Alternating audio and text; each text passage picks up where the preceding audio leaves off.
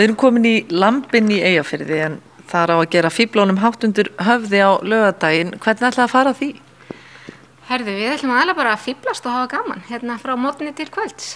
Þessi hugmynd kviknaði fyrir þegar útlendingarnir spurðu okkur ítrekkað hvort við varum að rækta fífla hérna. Og bændur hafa löngum blótað þessari jurt og mér finnst það svolítið sætt.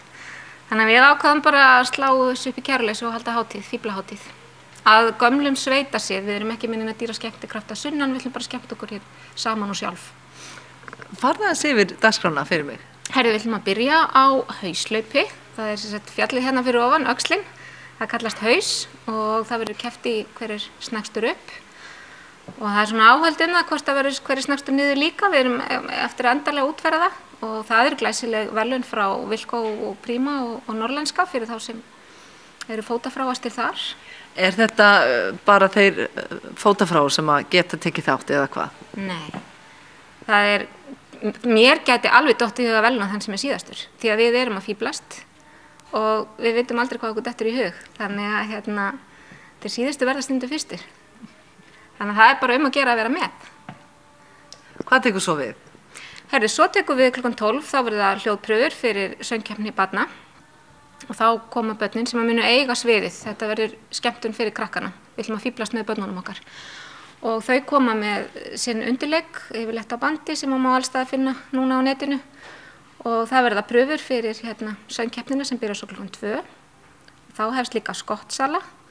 Og við höfum heyrt að þær stórtækastu tilkynntu mér að þær ætluðu að koma á pallbíl, einhverjum Yaris. Segðu mér aðeins, hvað er skottsala? Skottsala, þetta er það sem ég kynntist út í Breitlandi einu sinni. Þetta er í raun og veru þú bara tekur úr geymslunni þinni þar sem að þér finnst rusl, en mér kannski þykir gull, skellir því í skottið á bílnum þínum og leggur honum hérna á bílastæðið og svo bara opnar skottið og selur upp úr. Og má hver sem er koma og selja úr skottinu? Hver sem er má koma og selja hvað sem er og það kostar ekki neitt. Það er bara að koma og vera með okkur. Og svo heldur fíflagangurinn áfram? Svo heldur fíflagangurinn áfram og svona, þetta er sumt með alvarlegu ívaði að sjálfsögðu, en þeir hljómsveit Hrafnikiskóla sem að keppti fyrir okkar hönd í samfés fyrir sunnan og stóra samféstingnum, þeir ætla að taka nokkur lög og krakkarnir úr sönglunum Grís líka á Hrafnikili, þau ætla að syngja fyrir okkur. Og svo ætla handverkskonurnar úr Teigi að vera með tískusýningu. Síðan verður smá hlé á kvöld, nú er ég alveg að gleyma sko. Hann Steini Þráins, kokkur á Ísafirði, hann ætlar að koma í múrúkapönnuna sína. Þar sem þú getur í raun og veru eldað hvað sem er, þú bara skellir hann á bakið á þér og ferð út í skó og skellir upp grillveislu, þetta er alveg stór sniðutæki og hann ætlar að kynna þetta. Og við ætlum að vera með kaffisölu með fíflalegu ívafi. Það verður boðið upp á lummur með fíflahunangi og smákökur úr fíflasírópi. Og síðan endar þetta á formlegri opnun veitingastaðarins okkar og stór tenorarnir okkar 3 annarkvort úr sveitinni eða stór tengdir. Það er hann Arnar Árnason fyrir mótviti, Gísli Rúnar Víðis frá Hlíðarhaga í Djúpadal og svo Birgir Björnsson. Við erum systra börn og hann dvaldi það mikið í pössun hjá mér að ég segi hann sé úr sveitinni líka. Eigna mér hann bara hér með. Já, Stórutána.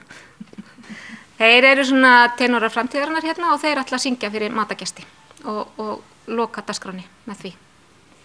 Glæsileg dagskrá, en það er líka glæsilegt borði hérna fyrir fram að mig og mig langar að fá að vita, þarna ertu búin að blanda fíflum út í ýmislegt. Segðu mér aðeins hvað þetta er. Já, hérna er ég með fíflahunang. Það hefur algjörlega slegið í gegn og Karl faðir minn segir þetta sé það besta sem fara út á súrmjólk.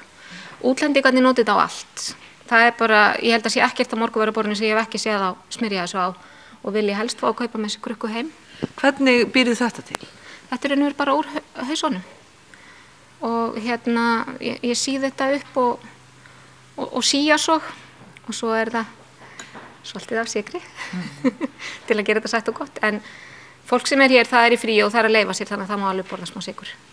En svo fær það nú holl líka því að kerfillinn sem allt er að drepa, við erum svona að reyna að vingast við hann og byggum til pesto úr honum. Ég ætla nú að gefa þær að smakka Þetta er kervill pesto og til þess að það verði ekki alveg svona eins grænt á bragðið að þá bætti ég í það skessujurt.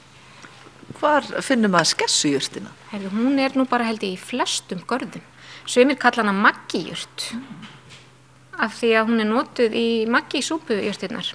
Hún einmitt hérna líka í hummus, venjulegur hummus með skessujurt. Og þetta bjóðum upp á hverju mótni við miklar vinsældir útlendingana. Og svo eru hérna smákökur, gömlu góðu sírópskökurnar með fíflahunangi. Þannig að við köllum þær fyrir útlendingana dandelion cookies.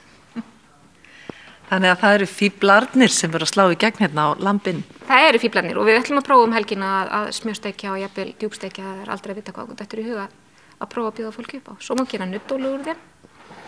Og síðan náttúrulega það sem við erum spenntust fyrir, það kom mjög flott uppskrift í gær, það verður uppskriftakeppni og við skorum á fólk að það er alls ekki á seint að vera í tilraunamennsku á morgun og koma með réttinn og laugardaginn og Sigurviðarinn, hann fer út að borða á Silfu og fær líka glæsilega gjafakörfu og koma með góða uppskrift úr fíflum, þar sem að fíflarnir eru notaðir.